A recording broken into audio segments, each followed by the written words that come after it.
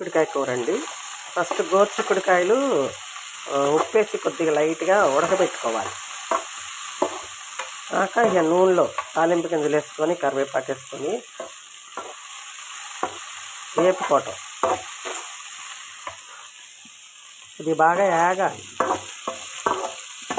వేగితే బాగుంటాయి.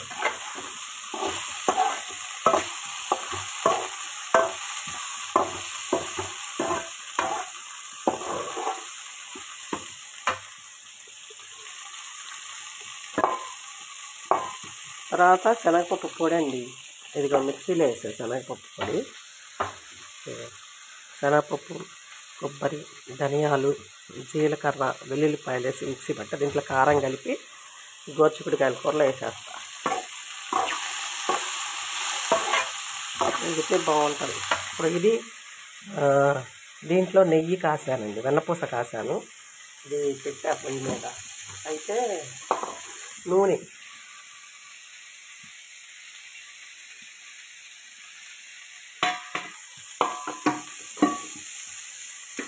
కొద్దిగా వేసుకొని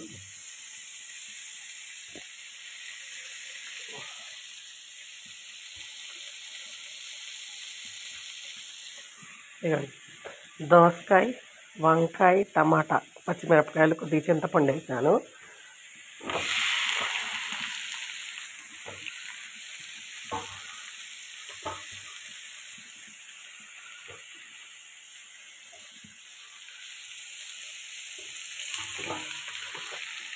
పచ్చడికి వెల్లుల్లిపాయలు వేసుకొని జీలకర్ర వేసుకొని దంచుకోవటం.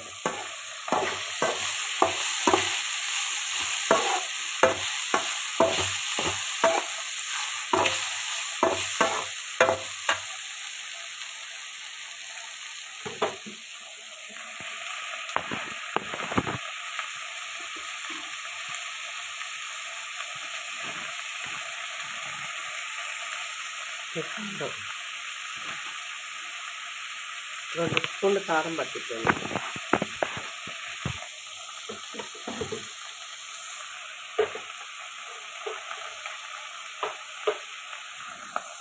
కలుపుకోవటం.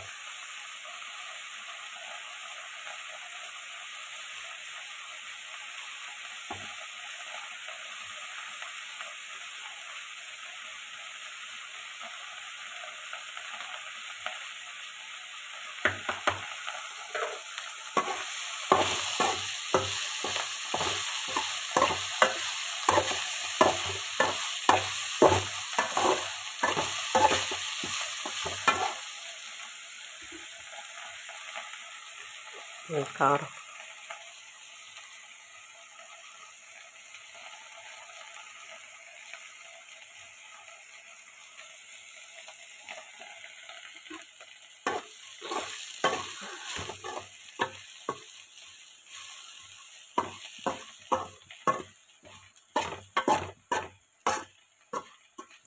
కమ్మటి వాసన వస్తుందండి.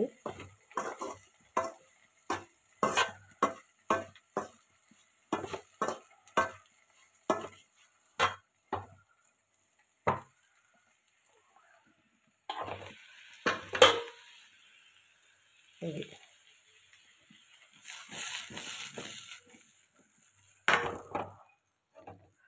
మగ్గనివ్వాలి.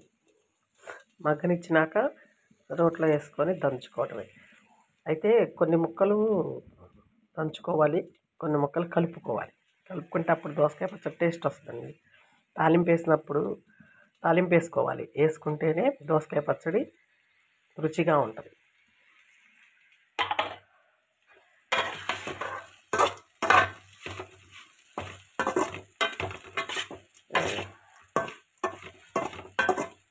కమ్మటి వాసన వస్తుంది, చాలా కమ్మటి వాసన.